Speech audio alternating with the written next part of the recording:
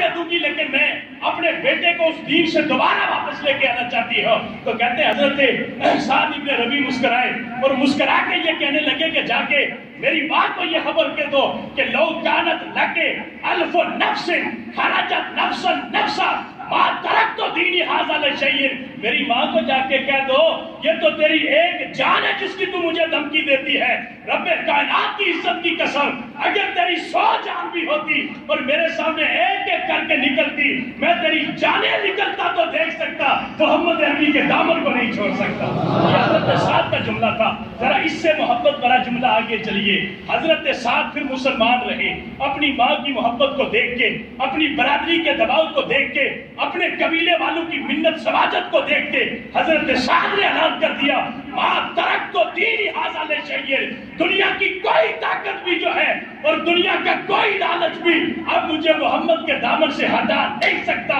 میں اپنی ہر ایک کی قربانی کو تو برداشت کر سکتا ہوں لیکن اب اس دین سے میرا رشتہ کوئی ختم نہیں کر سکتا. کہتے ہیں احد کے میدان میں حضرت سعد ابن ربیع رضی اللہ تعالیٰ عنہ احد میں آپ شہید ہوئے. حضور نے حضرت زید کو بھیجا کہ جاؤ جا کے دیکھ کے آؤ کہ مسلمان کتنے شہید ہوئے اور جا کے مقتل کے اندر جو ہے وہ مقتل کی کیفیت کو دیکھ کے آؤ کہ کتنے لوگ زخمی پڑے, کتنے لوگ جو ہے وہ شہید ہو چکے ہیں. حضرت زید گئے تو دیکھا کہ سارے جو ہے وہ شہید ان کے وہاں پہ جسد پڑے ہوئے ہیں لیکن حضرت سعد ہیں جن کا ابھی تھوڑا سا زندگی سے رشتہ قائم ہے اور آپ کی کوئی نبض جو ہے وہ ابھی چل رہی ہے, آپ کی سانسیں سلامت ہے لیکن آپ کے اوپر کیفیت نزا کی طاری ہے اور میدان جو ہے وہ احد کے اندر غزوہ احد کے اندر جو ہے وہ حضرت سعد وہاں پڑے ہوئے ہیں. حضرت زید آئے اور کہنے لگے کہ یا رسول اللہ سارے شہید ہیں وہاں پہ اب زندہ کوئی نہیں پڑا ہوا لیکن حضرت سعد ہیں وہ بہت شدید زخمی ہیں اور آپ کے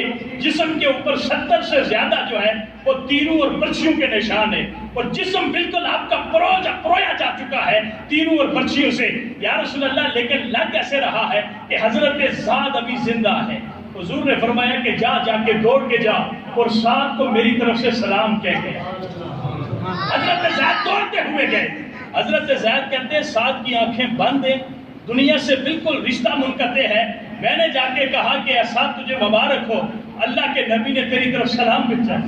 تو حضرت سعد نے آنکھیں کھولی اور آنکھیں کھول کے آنکھوں میں آنسو آئے اور کہا کہ اے زید واقعی اللہ کے نبی نے سلام بھیجا ہے. ان گھڑیوں کے اندر جب میں اس دنیا کو چھوڑ کے جا رہا ہوں کوئی بظاہر عمل ایسا نہیں ہے لیکن اللہ کے نبی کے سلام کا تحفہ تو جاتے ہوئے لے کے جا رہا ہوں. کہا جا کے اللہ کے نبی کو بھی میری طرف سے سلام عرض کرنا اور میرے نبی سے جا کے یہ کہنا کہ سعد کی اس قربانی کو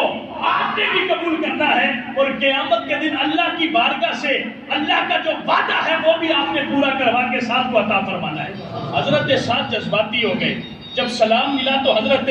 سعد کے اندر زندگی لوٹ آئی. کہا کہ کوئی چیز لے کے آ, میں وصیت لکھنا چاہتا ہوں. یہ تو بخاری کے اندر موجود ہے. کہا کوئی چیز لے کے آ, میں وصیت لکھنا چاہتا ہوں. حضرت زید کہتے ہیں اپنی حالت دیکھ, موت کی جو ہے وہ کیفیت تیرے اوپر طاری ہے, نزا کے لمحات تیرے اوپر طاری ہے, جسم کے اوپر زخموں کی حالت دیکھ. اور کہتا ہے وصیت لکھ لی ہے. کیا وصیت لکھ لی ہے؟ کہا میں قیامت تک آنے والے اللہ کے نبی کے غلاموں کے لیے وصیت لکھوں گا, قیامت تک آنے والے نبی کے کلمہ پڑھنے والوں کے لیے وصیت لکھوں گا. حضرت زید نے کوئی پتھر یا کوئی چیز آپ کے حوالے کر کے کہا کہ اے سعد اس کے اوپر جو ہے وہ وصیت لکھ, کون سی وصیت لکھنا ہے؟ حضرت سعد نے وصیت لکھی. کہا دنیا والوں یاد رکھو جس نے بھی محمد عربی کا کلمہ پڑھا اور اگر وہ دنیا کے اندر ایک بھی موجود ہوگا اور کوئی میرے نبی کی شان میں گستاخی کرے گا تو قیامت کے دن رب اس کے عذر کو قبول نہیں فرمائے گا.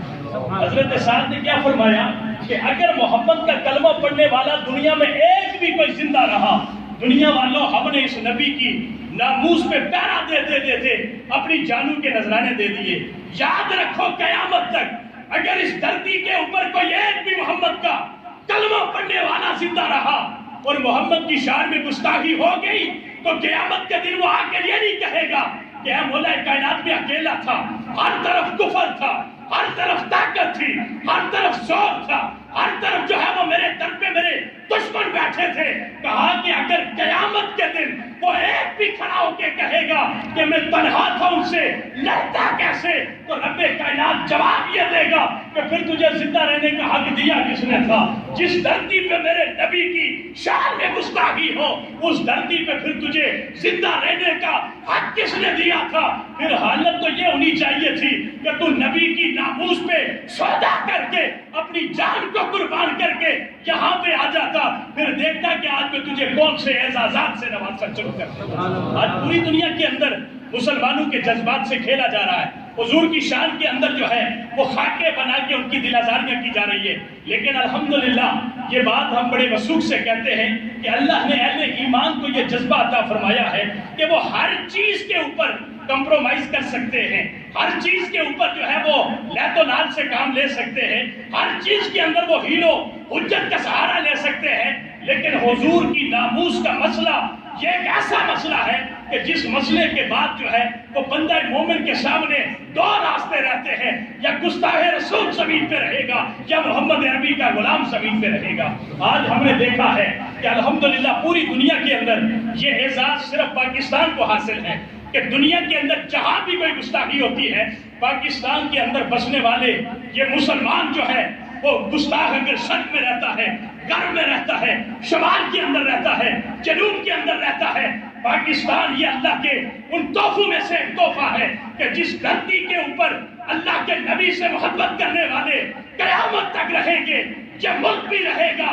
اور اس ملک کی وجہ سے رب کائنات اپنے نبی کی ناموس سے پیارا بھی دیتا رہے گا۔ الحمدللہ یہ ہمارا اعزاز ہے کہ سب سے پہلے حالات کے اندر جو حضور کی شان کے اندر گستاخی کے لیے مقابلہ جات جو ہے وہ ہونے جا رہے تھے، سب سے پہلے پاکستان کی مذہبی جماعتوں نے اس بات کو ہائی لائٹ کیا، اور جماعتوں کے بعد جو ہے وہ اس کے بعد ہماری پاکستان کی جو گورنمنٹ ہے اس نے اس چیز کو جو ہے وہ سیریس لیا اور پوری دنیا کے اندر یہ آواز بلند کی کہ دنیا والوں یاد رکھو ہم ہر چیز کو برداشت کر سکتے، تم ہماری بھوک کے حوالے سے ہمارے اوپر پابندیاں لگا لو، ہم بھوکے رہ کے تمہارے سامنے کھڑے نہیں ہوں گے، تم ہمیں جو ہے وہ ہر لحاظ سے تنہا کر دو، ہمیں دہشت گرد ثابت کر کے ہمیں مارنا شروع کر دو، ہماری معیشت کو کمزور کر دو، ہماری سیاست کو کمزور کر دو، ہمارے سارے ملکوں کے اندر جو ہے وہ خانہ جنگی کو شروع کر دو، لیکن ہم ہر چیز برداشت کر لیں گے، لیکن یاد رکھو اگر ہمارے نبی کی ناموس کے لیے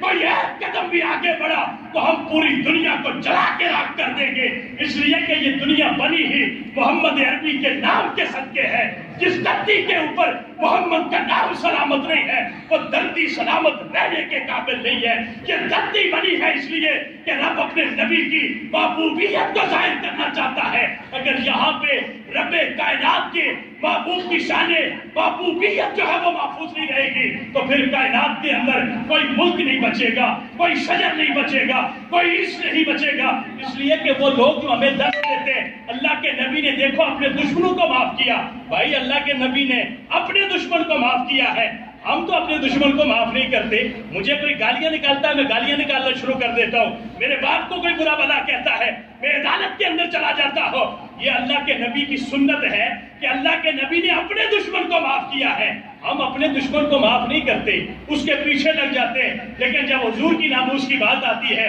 تو یہاں پہ ہمیں یہ عمل یاد آتا ہے، اللہ کے نبی کی سنت ہے، اللہ کے نبی نے اپنے دشمن کو معاف کیا ہے، اگر کوئی اپنے دشمن کو معاف کرنا چاہتا ہے تو یہ اللہ کے نبی کی سنت ہے، لیکن نبی کی شان کے اندر اگر کوئی گستاخی کرے تو وہاں جان کی بازی لگا دینا یہ نبی کے صحابہ کی سنت ہے، یہ نبی کے صحابہ کی سنت ہے۔ اللہ ہمیں اس راستے پہ گامزن رہ کے اپنی زندگی کی بہاریں سمیٹنے کی توفیق عطا فرمائے۔ یہ فاقہ کش جو موت سے ڈرتا نہیں ذرا روح محمدی اس کے بدن سے نکال دو، یہ یاد رکھو کہ محمد عربی کے غلام کے جسم سے یہ ساسو کا رشتہ تو ختم ہو سکتا ہے لیکن محمد کی غلامی کا رشتہ ختم نہیں ہو سکتا۔ ہم فاقہ کش ہو سکتے ہیں، ہم ہر لحاظ سے کمزور ہو سکتے ہیں، لیکن محمد کی غلامی کا جو رشتہ ہمارے دلوں کے اندر ہے یہ جہاں بھی سلامت ہے، قبر کے اندر بھی سلامت ہے، اور قیامت کو بھی ہمارے دل جو ہے وہ محمد عربی کے نام سے گونج رہے ہوں گے، اس لیے کہ وہاں اور ہوگا کون جس کی صدائیں وہاں پہ گونج رہی ہوگی۔